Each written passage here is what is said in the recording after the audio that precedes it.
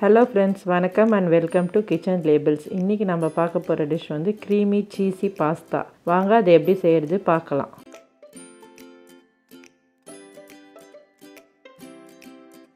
ஒரு பாத்திரத்துல தண்ணி வெச்சு தண்ணி சூடானோனா கொஞ்சமா எண்ணெய் ஊத்திக்கோங்க, கொஞ்சம் உப்பு போட்டுக்கோங்க.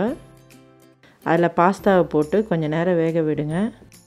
பாஸ்தா வெந்திட்டு இருக்கும்போது அந்த கொஞ்சோண்டு தண்ணி எடுத்து ஒரு கப்ல எடுத்து வெச்சுக்கோங்க, அந்த ஸ்டாக்கை. பாஸ்தா இப்போ வெந்துடுச்சு. பேனில் கொஞ்சமாக எண்ணெய் ஊற்றி பொடியாக நறுக்கின பூண்டு சேர்த்துக்கிறேன். அது நல்லா வதக்கின உடனே 1/2 கப் ஆனியன் சேர்த்துக்கிறேன், அதுவும் நல்லா வதங்கணும். 1/2 கப் டொமேட்டோ சாஸ் சேர்த்துக்கிறேன். இது எல்லாம் நல்லா வதக்கிக்கோங்க. 1 ஸ்பூன் சில்லி பவுடர் சேர்த்துக்கிறேன், 1 ஸ்பூன் பெப்பர் பவுடர் சேர்த்துக்கிறேன், கொஞ்சமாக ஆரிகானோ, கொஞ்சமாக சில்லி ஃப்ளேக்ஸ் எல்லாம் சேர்த்து கலந்து விட்டுக்கோங்க. இது கொஞ்ச நேரம் கலந்த உடனே நம்ம எடுத்து வச்சுருக்க பாஸ்தா வாட்டரையும் இதில் கலந்து நல்லா கொதிக்க விடுங்க. இது கொதித்த உடனே 1/2 கப் ஃப்ரெஷ் க்ரீமும் 1 கப்பு பாலும் ஆட் பண்ணிக்கிறேன். இது எல்லாத்தையும் கலந்துக்கலாம்.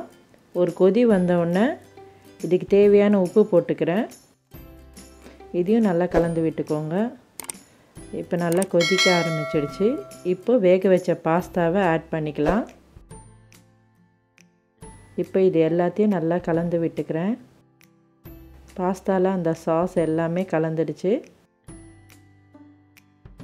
நல்லா கலந்ததுக்கப்புறம் கொஞ்சமாக பட்டர் இதில் ஆட் பண்ணிக்கிறேன்.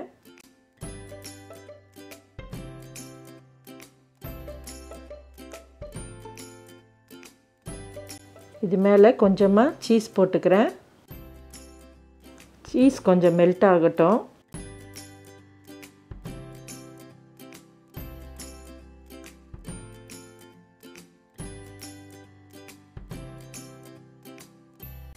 லாஸ்ட்டில் கொஞ்சமாக ஸ்ப்ரிங் ஆனியன் தூவி சர்வ் பண்ணிடலாம்.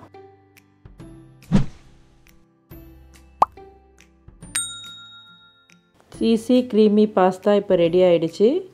டேஸ்ட் ரொம்ப நல்லா இருந்துச்சு. இதை செஞ்சு பார்த்துட்டு எப்படி இருக்குன்னு எனக்கு கமெண்ட் பண்ணுங்கள். இதை நீங்கள் வந்து பிரேக்ஃபாஸ்ட்டாகவும் சாப்பிட்லாம், டின்னருக்கும் வச்சுக்கலாம், இல்லை ஈவினிங் குழந்தைங்க ஸ்நாக்ஸ் கூட செஞ்சு கொடுக்கலாம். சூப்பராக இருக்கும். இந்த மாதிரி ஈஸி ரெசிபீஸ் பார்க்கணுன்னா கிச்சன் லேபிள்ஸ்க்கு சப்ஸ்கிரைப் பண்ணுங்கள். தேங்க்யூ.